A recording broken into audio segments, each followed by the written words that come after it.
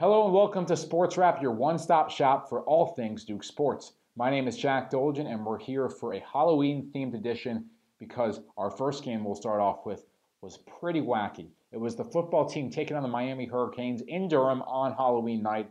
The Blue Devils were down by 2 touchdowns, 12 points specifically, when they made an amazing comeback. First they scored, then they stopped the Hurricanes, then they scored again. All of that with under 5 minutes remaining in the fourth quarter.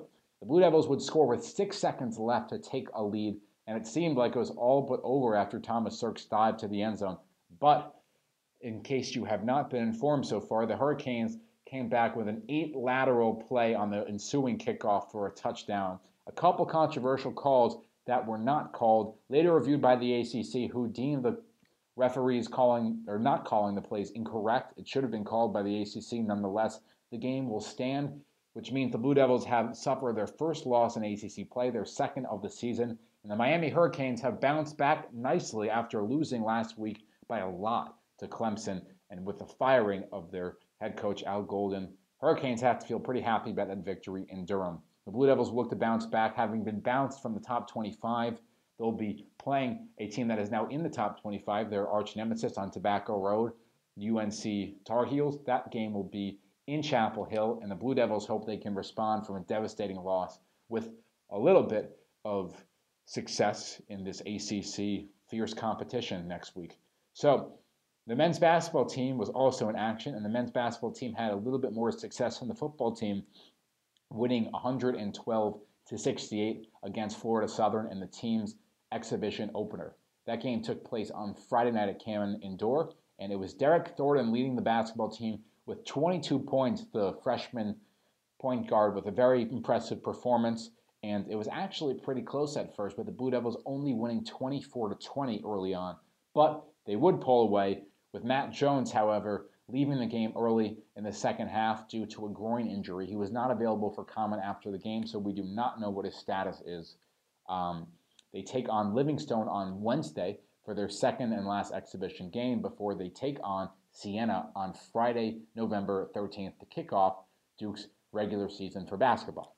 The men's soccer team has continued to exude success. They've now won 5 in a row, 4 of those games at home, and all those 4 games played wearing pink jerseys for breast cancer awareness at first. And I guess it seemed like it worked because the Blue Devils this week beat Jacksonville 1-0 on Tuesday thanks to a Brian White overtime goal. And on Friday, the Blue Devils beat Virginia Tech to close out the ACC play, with Jared Rist scoring and Jeremy Ebo-Bize also scoring. The Blue Devils, who did not appear would be in this position just 5 games ago, are now the number 4 seed in the ACC tournament, and they'll host Virginia this upcoming week to kick off the ACC tournament.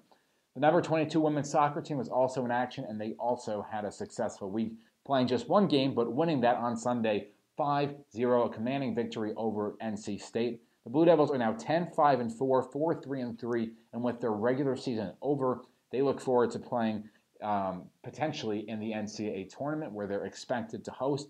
But you will find that out, as will all of us in this world, on November 9th when the NCAA tournament selection is announced.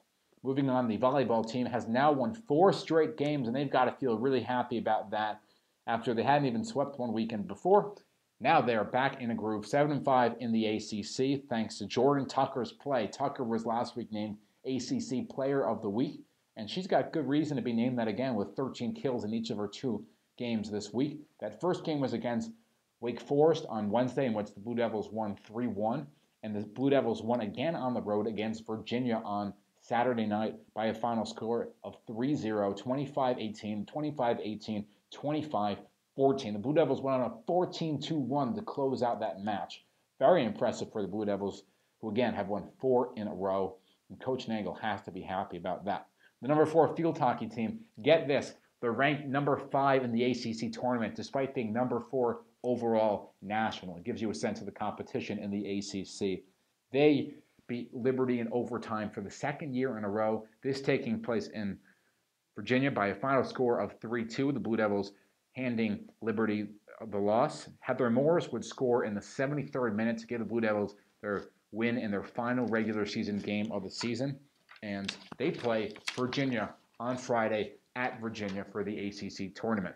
The women's rowing team was at the Princeton Chase, and their top varsity 8 finished in 17th place. Their top varsity 4 finished in 5th place. Cross country was at the ACC Championships this weekend. It was Sean Thompson earning all ACC honors after finishing in 6th place. Men finished in 8th place. The women finished in 11th place. And finally, it was a wrestling showcase, our first of the season, in which Connor Hartman took on and beat another All-American after he was invited to the exclusive NWCA All-Star Classic in Atlanta. So that's your weekly sports wrap. Headline, obviously, a Halloween-themed wacky football game.